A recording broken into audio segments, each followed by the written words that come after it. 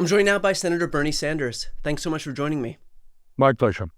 So I want to talk about the shutdown that we're in right now. Republicans are trying to make this about anything other than what it actually is about. They're trying to talk about immigrants. They're trying to talk about trans people. What is this shutdown at the end of the day ultimately about? I think you hit the nail on the head. They are doing everything that they can to avoid the basic issue. And the basic issue is if the Republican legislation were passed, 15 million Americans would lose their health insurance. 15 million would lose their health insurance because of massive cuts to Medicaid and the Affordable Care Act. And Brian, there are studies out there from Yale and University of Pennsylvania that suggest that some 50,000 Americans every year would die unnecessarily, because that's what happens when you throw 15 million low-income and working-class people off their health care. That's number one. Number two, if the Republican bill goes through at a time when the cost of health care in America is outrageously high, premiums for 24 million Americans would double on average, sometimes more, sometimes less. Nobody in America can afford that. So those are some of the major issues that we're struggling with right now. Republicans are trying to make this about immigrants using federal funds to get health care. So first and foremost, as clear as we can make this, is there any way that federal funds could subsidize, even to the tune of $1, health care for undocumented immigrants? The law is very clear.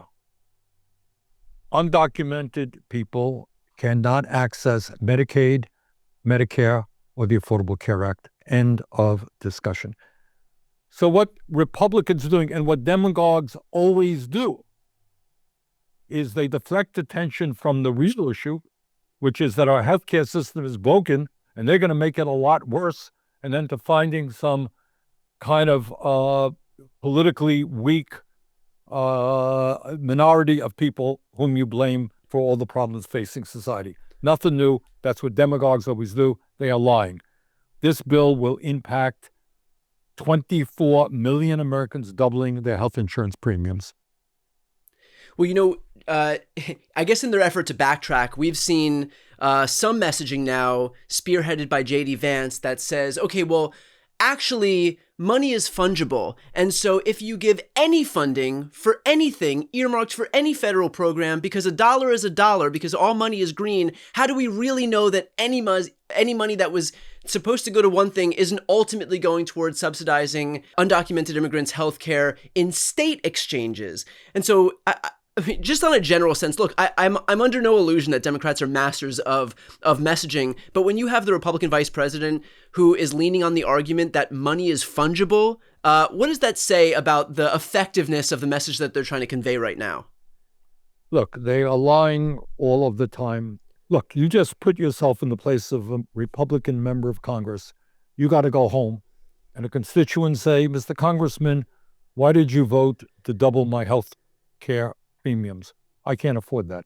And we're hearing that we just sent out an email recently. We got hundreds and hundreds of people all over the country saying just that. They are on the defensive. What polling suggests is that the people are holding Republicans accountable for the shutdown for good reasons.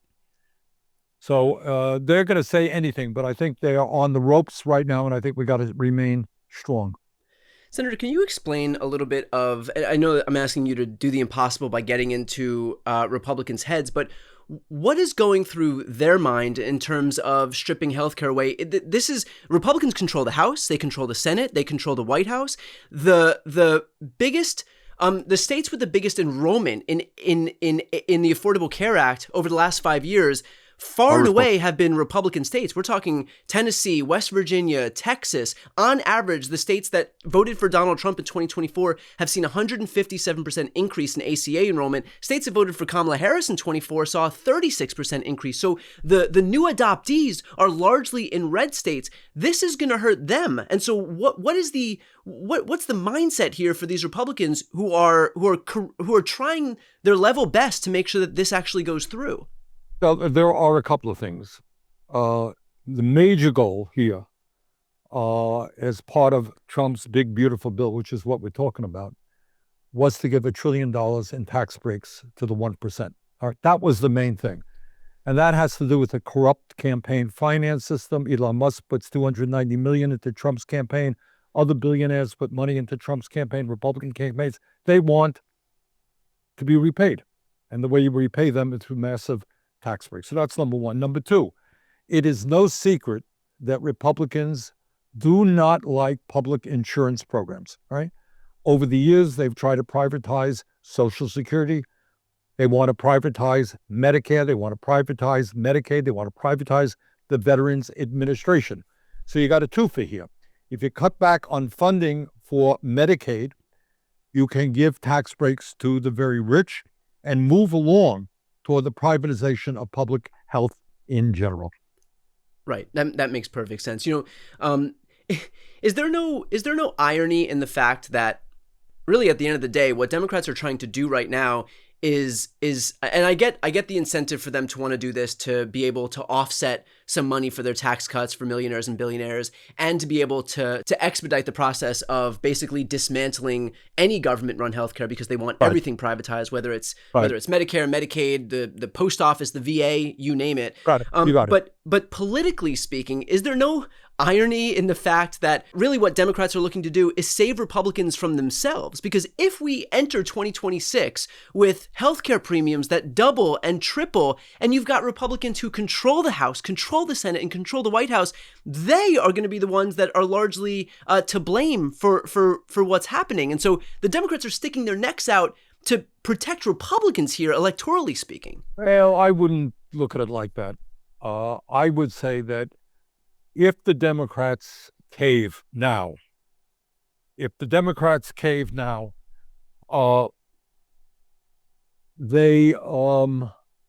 will look very bad going into 2026. I think you got to look at the totality of what's happening right now. So it is not just the healthcare crisis that the Republicans are making worse. It is the very rapid movement toward an authoritarian society that Trump is pushing every single day. So, by the way, is part of any agreement that would be reached, it's not only to roll back these rate increases, make sure that 15 million people don't lose their health insurance. It is to do, among other things, to not allow Trump's administration to deny funding that has already been appropriated by Congress. You've read recently, for example, they're holding back on billions and billions of dollars going to blue states. That is illegal. Yeah. It is outrageous. It is unconscionable. We got to deal with that reality right now. You're seeing ICE acting illegally all over this country in terms of how they're treating undocumented people and American citizens. You're seeing American military troops in cities all over this country. You're seeing Trump, the FCC guy, threatening people that if you say things that we don't like, we can pull your license. So how do you not respond to all of that stuff? Policy-wise, you have got to. What we are doing right now is not only fighting to protect healthcare for the American people, we are fighting to prevent this country to move toward totalitarianism. From a political point of view, if we were to fold now, how do you think people would feel going into the 2026 elections? Right. We're going to vote for the Democrats. You guys can't fight. This is the moment because we have leverage. How do we have leverage? Senate rules require 60 votes. What is happening now in an unprecedented way, Brian, I think a lot of people don't understand this, is that the Republicans, so when you need 60 votes, by definition, it has got to be bipartisan. The 53 Republicans, 47 people in the Democratic caucus, they got to talk.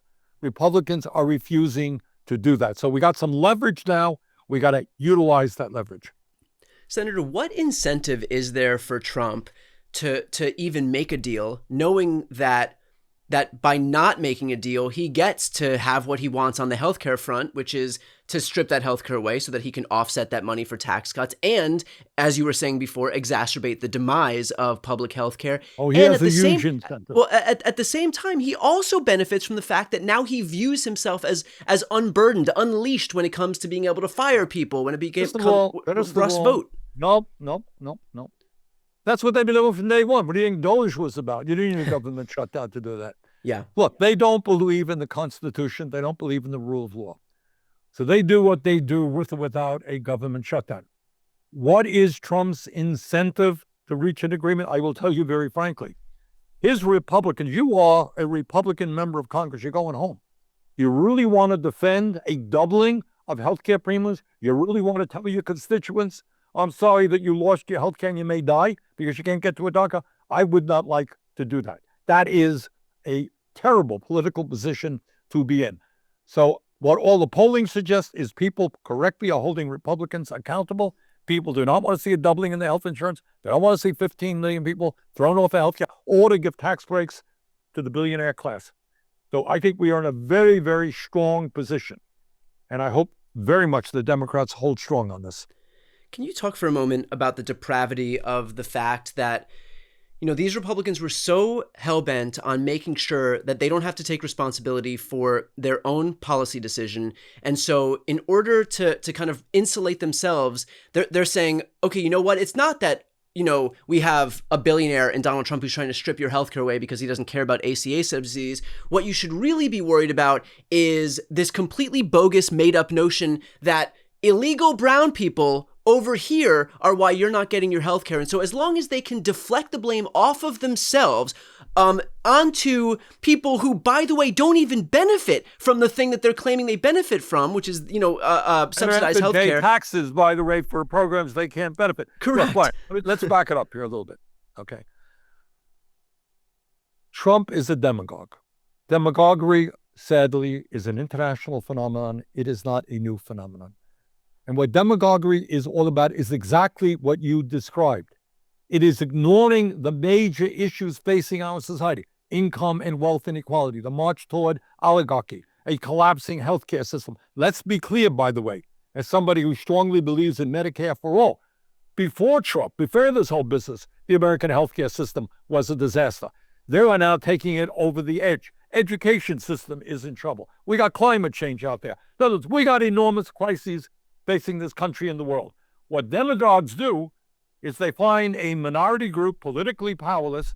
Yeah, of course. Maybe it's the Jews. Maybe it's the blacks. Maybe it's Latinos. Maybe it's the gays. You pick them. Different countries, different people. Same old bloody thing. You pick a helpless, politically powerless minority. You blame them for all of the problems facing society, and the rich get richer. And our job is to do exactly the opposite. Is to focus on the real issues facing this country, bring people together, not let Trump divide us up. But your point is very important, but I don't want you to think it's just Trump. This is what demagogues all over the world do.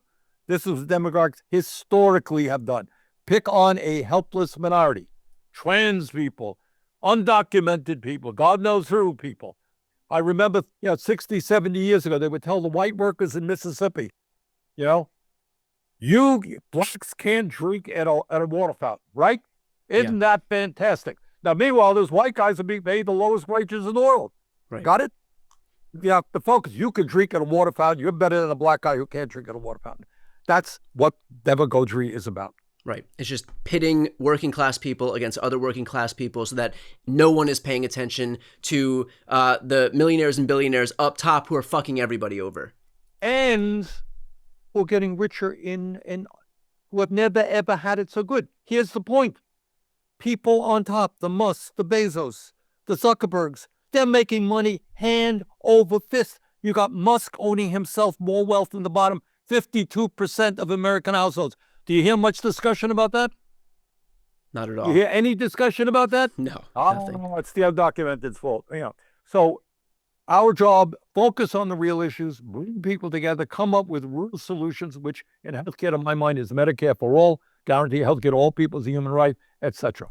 And last question, and I want to ask it on exactly that. For so long, we have relied on incremental changes to not just our healthcare system, but especially our healthcare system. And so do you think at this particular moment where we have seen the vulnerability of the healthcare system as it stands right now, we've seen the extent to which regular working class Americans are not benefiting from this system, and in fact are getting screwed over by the system, do you think there would be an appetite to actually move toward Medicare for all as we head toward 2028? Look, all right, take a deep breath. The answer is yes. Take a deep breath. Today, forget Trump. Forget the big, beautiful bill. Forget raising premiums by double. Forget throwing 15 million people off of health care. Before all of that, you got 85 million people uninsured or underinsured, right? We're paying the highest prices in the world by far, over $14,000 for a man, woman, and child. We don't have enough doctors, nurses, dentists, medical professionals in general. Our life expectancy is lower than any other major country. And if you're working class, you're living 6 years, 7 years shorter than the top 1%. Does that sound like a system that's working to you? No, not particularly. It's a totally broken system. And what we need is a simple system which guarantees health care to all people, expand Medicare to cover everybody, no out-of-pocket expenses. This is more or less what exists in every other major country on earth. We can do it as well. Perfectly put. We'll leave it there. Senator Sanders, thank you for your clarity on this issue in particular, and thanks for taking the time today. My pleasure. Keep up the good work. Take care.